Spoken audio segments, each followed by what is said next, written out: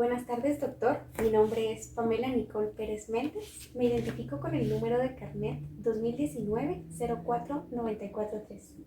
Actualmente soy estudiante de la Facultad de Ciencias Jurídicas y Sociales. A continuación, voy a explicar algunas de las figuras contenidas dentro del programa de Derecho de Obligaciones. Voy a comenzar con la determinación relativa de la prestación. Este es un requisito indispensable de la relación obligatoria. Consiste en delimitar la conducta del deudor. Por ejemplo, en una prestación de dar nos referimos a identificar e individualizar la cosa prometida. Por otro lado, en una prestación de hacer nos referimos a determinar la conducta que el deudor debe observar. Y por último, en una prestación de no hacer nos referimos a determinar lo que el deudor debe abstenerse de realizar. Existen diversas clasificaciones de la determinabilidad de la prestación. En primer lugar, encontramos las obligaciones genéricas. Estas se realizan a través de la referencia a un género o una clase sin necesidad de identificarlas individualmente. En segundo lugar, las obligaciones específicas. Estas, a diferencia de las anteriores, se realizan mediante la individualización o especificación de la prestación. En tercer lugar, las obligaciones alternativas. En este caso, una de las partes le presenta a la otra diversas prestaciones y ésta tiene la facultad de elegir una entre ellas, y el cumplimiento de esa única prestación lo libera de la relación obligatoria. Por último, las obligaciones facultativas. En este caso existe una única prestación pactada, sin embargo, se le faculta al deudor poder realizar una prestación distinta o al acreedor poder exigir una prestación distinta. Como segundo punto de esta exposición tenemos la figura de obligaciones pecuniarias y voy a comenzar definiendo lo que es el dinero. Este es un bien mueble, genérico y fungible. Es un medio de pago jurídicamente reconocido y se materializa en monedas y en billetes. Los principales tipos del dinero son la reserva del Banco Central, los depósitos bancarios y el efectivo en circulación. Además de esto, el dinero tiene tres funciones: de intercambio, como medida de valor y como medio de pago. Por otro lado, encontramos las deudas pecuniarias. Estas consisten en que el deudor queda obligado a pagar en dinero determinada cantidad ya establecida en la obligación. Tiene como característica que su cumplimiento no puede resultar imposible porque el dinero no ha dejado de existir. Además, al ser un valor, un bien productivo, su incumplimiento podría resultar perjudicial para el acreedor. Dentro de la clasificación podemos encontrar las deudas de suma de dinero y las deudas de valor. Las deudas de suma de dinero tienen como objeto la entrega de determinada cantidad de dinero. En este caso, el deudor no debe cosas, sino debe un valor económico. En cuanto a las deudas de valor, el dinero entra como un equivalente económico de los bienes y servicios. Es decir, el dinero no es aquí un bien, sino el valor de otro bien. Podemos mencionar las medidas correctoras del nominalismo. De estas encontramos de tipo judicial, de tipo legislativo y de tipo contractual. Las de tipo legislativo son las que el Estado adopta en momentos de crisis social. Las de tipo contractual, en cambio, se adoptan entre las partes, es decir, ellos acuerdan un importe nominal de la obligación. Además de esto, también se han insertado diversas cláusulas de estabilización, como la cláusula de valor oro o plata, la cláusula de determinado producto o mercancía, la cláusula de índice de coste de vida y la cláusula de moneda extranjera. Ahora, ¿qué regula nuestro ordenamiento jurídico en cuanto al pago de las deudas pecuniarias? Bueno, establece en el Código Civil, por ejemplo, que en el pago de especie se debe entregar o hacer únicamente del modo en que se hubiere pactado. Ahora, en cuanto al pago en moneda extranjera, la ley monetaria en el artículo 6 nos establece que está permitido. También en cuanto al pago mediante el título de crédito, establece igual que está permitido, es decir, podemos pagar con cheques, pagarés, entre otros. No obstante, en cuanto al pago en títulos de valor, nos dice que se puede dar como pago, pero no en pago. Por último, la deuda de intereses. El interés es la remuneración por la disposición de una suma de dinero. Sin embargo, también tiene la función sancionatoria e indemnizatoria. La deuda de intereses se deriva de cierta cantidad de dinero y a partir de aquí quiero destacar tres clases de intereses. En primer lugar, el interés legal. En este, su obligación se encuentra establecida en la ley y se puede distinguir entre moratorios y retributivos. En segundo lugar, se encuentran los convencionales. Aquí se establece por voluntad de las partes en virtud de un contrato y sin más límites que los que la ley establece. Por último, encontramos el anatocismo. Aquí estamos hablando de una capitalización de intereses, es decir, los intereses se acumulan al capital. Se paga interés sobre interés. En cuanto al ordenamiento jurídico, podemos encontrar que dentro del Código Civil se encuentra prohibido, sin embargo, el Código de Comercio sí lo permite.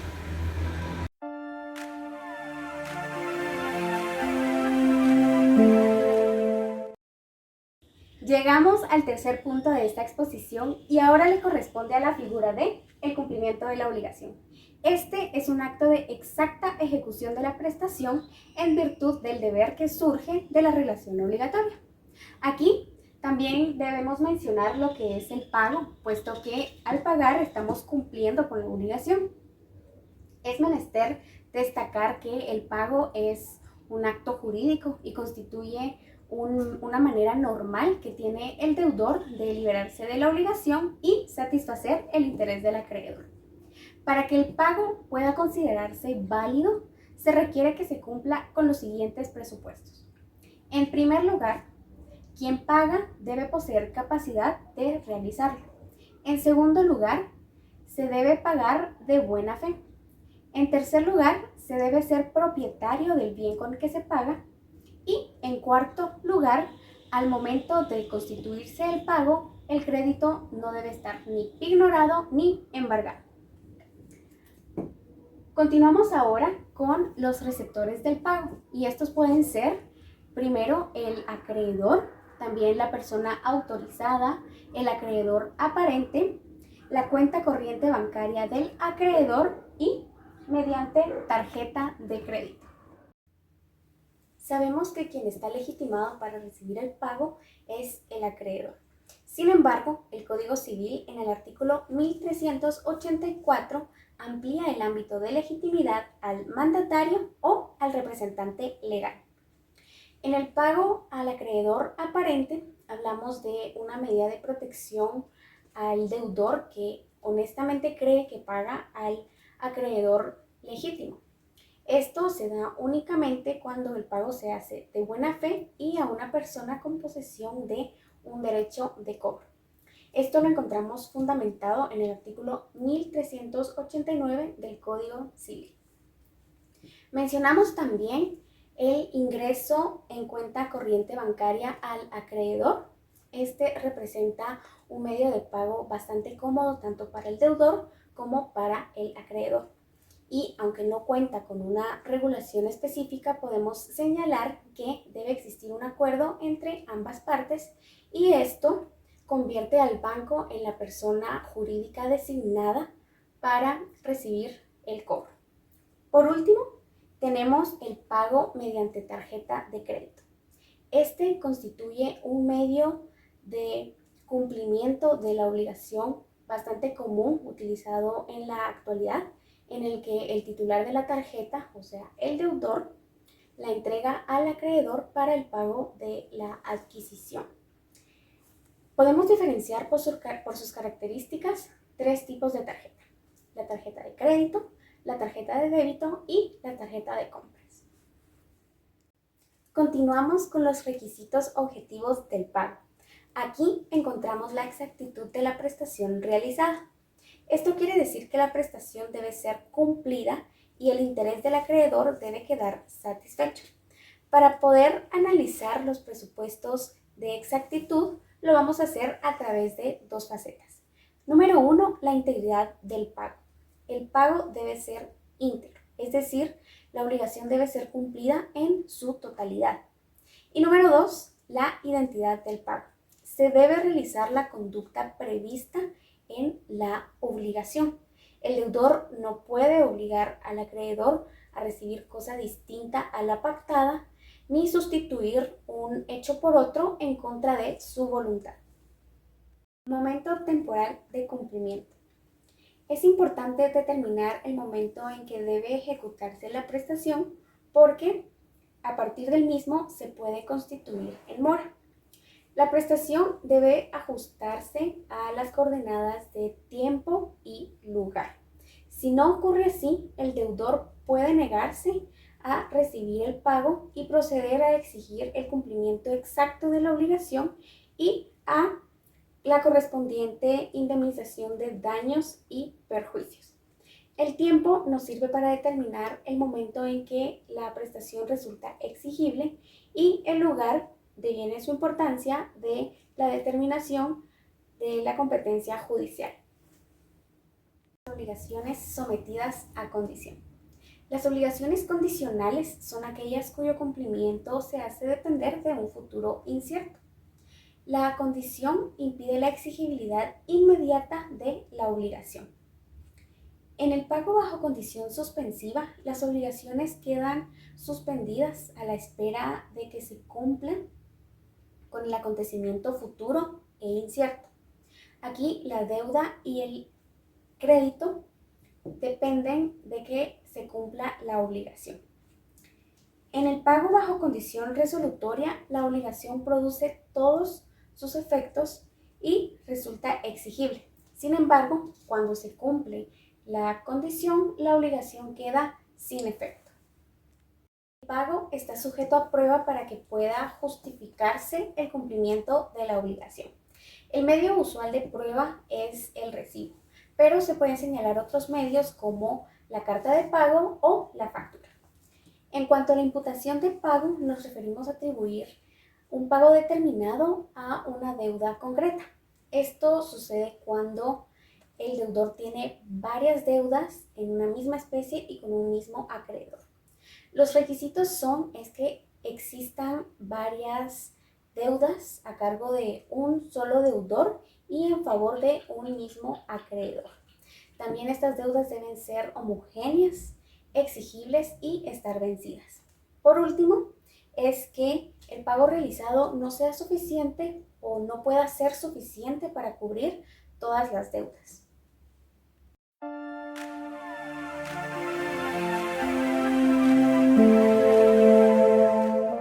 Entramos al cuarto punto de esta exposición. Ahora es turno de la figura de los subrogados del cumplimiento.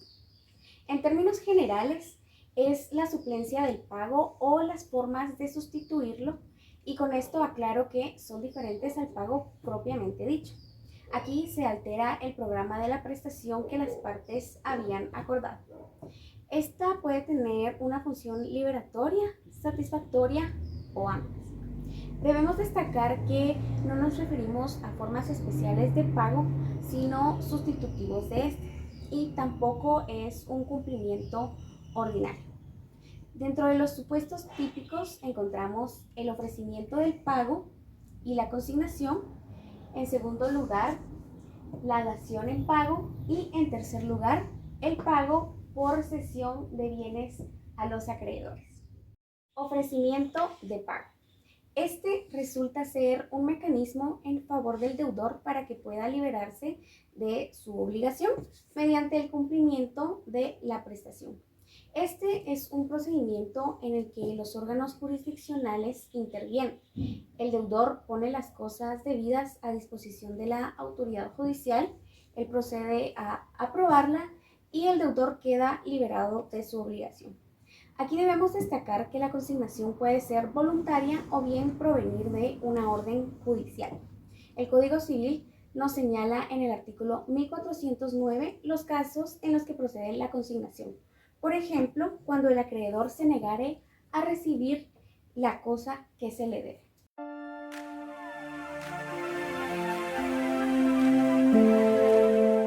Procedimiento en el que se realiza el pago por consignación. Como paso número 1, el inicio del procedimiento. Se inicia procedimiento de jurisdicción voluntaria. Como paso número 2, presentación de solicitud. El deudor presenta una solicitud a juez competente. Este debe ser capaz o hábil para verificar el pago. Paso número 3. Citatorio. Se cita al acreedor a comparecer y ser oído. Paso número 4. Inicio de trámite. Se comienza el trámite en el que el juez manda a extender recibo de la cosa consignada y ordena su depósito a la Tesorería de Fondos de Justicia o el Banco de Guatemala. Paso número 5. Aprobación. Posteriormente es aprobada, pero para esto es necesario que concurran todos los requisitos para que el pago sea válido. Es decir, debe comprender la totalidad de la deuda líquida y exigible. Además, si la deuda fue condicional, la condición debe estar cumplida o el plazo debe estar vencido. Por último, la extinción de la obligación. Al momento de ser declarada válida la obligación, se extingue desde el momento en que se hizo el depósito. Debemos destacar también algunos puntos importantes de este procedimiento. Número 1. El deber del deudor de comunicar la consignación a las personas interesadas. Estas pueden ser los acreedores, los deudores solidarios, los fiadores, entre otros. Número 2. El acreedor puede impugnar la consignación y en caso de que fuere vencido, los gastos del depósito y las costas judiciales serán a su cargo.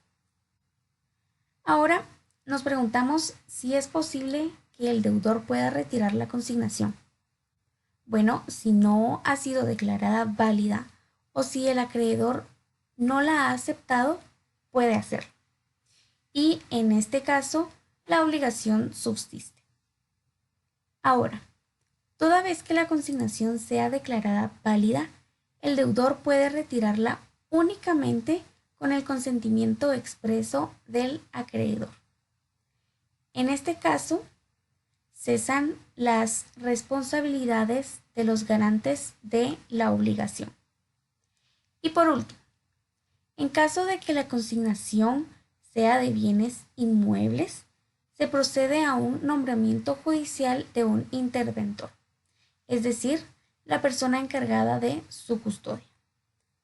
Luego de que se haya formalizado el depósito o la intervención, el deudor es liberado de su responsabilidad.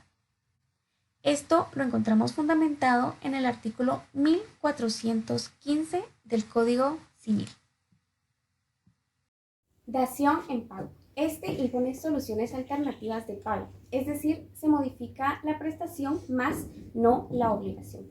La prestación programada se cambia por otra que la sustituye. De esta manera, crea una nueva forma de extinguir la relación obligatoria. En este negocio jurídico, las partes acuerdan ejecutar una prestación distinta a la convenida en la que debe existir la capacidad de el acreedor y el deudor, la ausencia de vicios del consentimiento y que concurra la voluntad de ambas partes. Esto da como resultado la función satisfactiva del pago y la liberación del deudor. Se fundamenta en los artículos 1386 y 1387 del Código Civil. Realización de una nueva prestación. Esta supone que se elimine el convenio inicial de dar en pago y entre a sustituirlo la nueva prestación para que se extinga la relación obligatoria principal. Ahora, entre las diferencias de dación en pago y el pago propiamente dicho, podemos resaltar en primer lugar lo pactado. En la dación de pago se entrega cosa diferente a la inicialmente pactada, mientras que en el pago propiamente dicho debe entregarse lo prometido. En segundo lugar, la voluntad.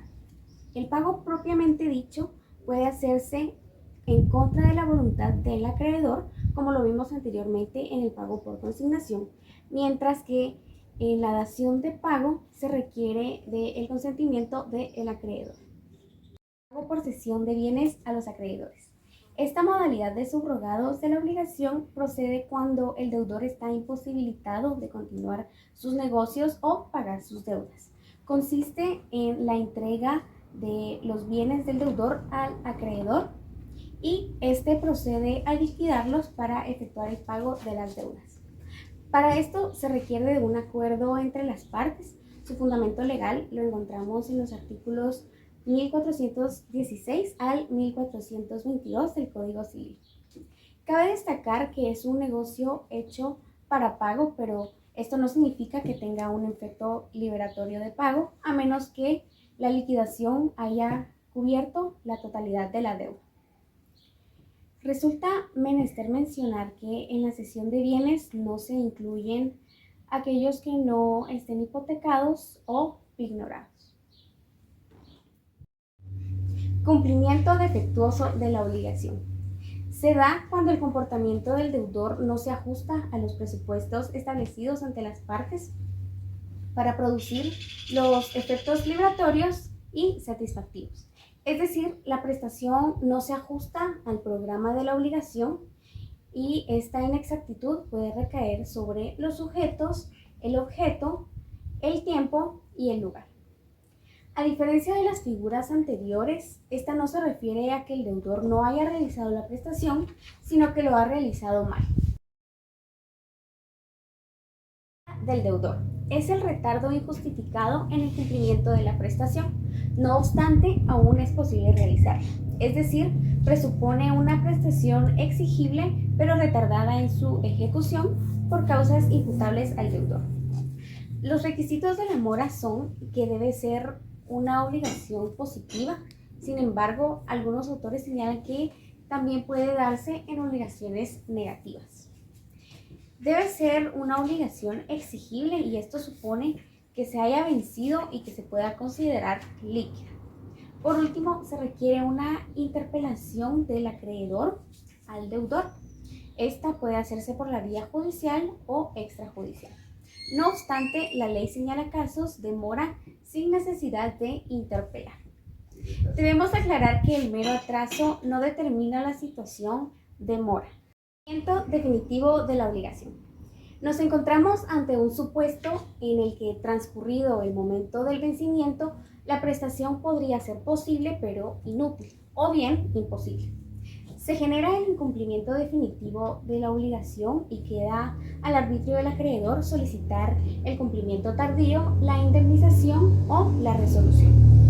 La imposibilidad de la prestación se refiere a un hecho o circunstancia que impide el normal desenvolvimiento del deber, imposibilitando su ejecución o mermando su valor o utilidad. La teoría de la imprevisión.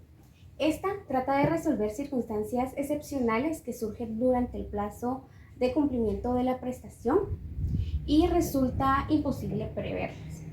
Se pretende revisar los términos del contrato para que el cumplimiento de la prestación no resulte onerosa para el deudor. Vamos a la quinta figura correspondiente a el cumplimiento de las obligaciones.